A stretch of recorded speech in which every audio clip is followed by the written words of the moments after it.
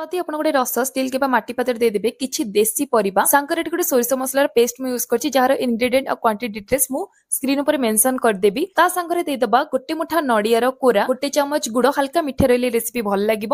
ଅଳ୍ପ ଟିକେ ହିଙ୍ଗୁ ଦେଇଦବା, ଗୋଟେ ଚାମଚ ଗୁଆ ଘିଅ ଦେଇଦବା। ଆଉ ଏଇ ରେସିପିରେ ସ୍ପେଶାଲି ନାଡି ବଡି ୟୁଜ କରାଯାଏ, ନଥିଲେ ଆପଣ ବିରି ବଡିକୁ ଘିଅରେ ଭାଜିକି ଆଡ କରିପାରିବେ। ଏଇଟା ହୋମମେଡ, ଆପଣ ମାର୍କେଟରୁ ବି ପାଇପାରିବେ।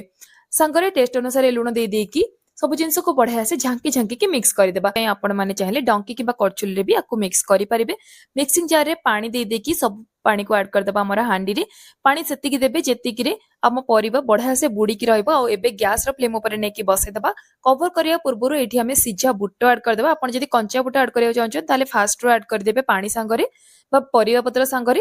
ଏବେ କଭର କରିକି ହାଇ ଫ୍ଲେମରେ 5 ମିନିଟ୍ ଆଉ ଲୋ ଫ୍ଲେମରେ ଅଧଘଣ୍ଟା ପାଇଁ କୁକ୍ କରିଦେଲା ପରେ ପରିବା ସବୁ ବଢିଆ ସିଝି ଯାଇଛି। ଏବେ ଉପରେ ଟିକେ ଜିରା ଆଉ ସୋରିଷ ଦେଇଦେବା। ଗରମା ଗରମ ଘିଅର ଛୁଙ୍କ ଲଗେଇଦେବା।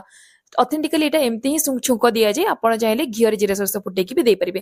2 ମିନିଟ୍ ପାଇଁ କଭର କରିକି କଭର ଏବେ ଖୋଲିଦେବା। ସବୁ ଜିନିଷକୁ ବଢିଆ ସେ ମିକ୍ସ କରିଦେଲେ ଏଟା ଲଟପଟ ହେଇଯିବ। ଉପରେ ଯେତିକି ପାଣି ଦେଖାଯାଉଥିବ ସେଟା ସୋକ୍ ବି ହେଇଯିବ। ଶେଷରେ ଉପରେ ଟିକେ ନଡିଆ କୋରା ଦେଇକି ଗାର୍ନିଶ କରିଦବା। ଆଉ ରେଡି ହେଇଯିବ ଶ୍ରୀମନ୍ଦିର ମହାପ୍ରସାଦର 56 ଭୋଗ ଭିତରୁ ଗୋଟିଏ ଭୋଗ, ଯୋଉଟା ହଉଛି ବେସର ଗରମା ଗରମ ଘିଅ ଅନ୍ନ ମିଠା ଡାଲି ସହିତ ସର୍ଭ କରିବା। ଶ୍ରୀମନ୍ଦିରର କୌଣସି ବି ପ୍ରସାଦର ସ୍ୱାଦ ଆଉ ବାସ୍ନା ଘରେ ମିଳିବା ଜମାରୁ ବି ସମ୍ଭବ ନୁହେଁ। ଜୟ ଜଗନ୍ନାଥ।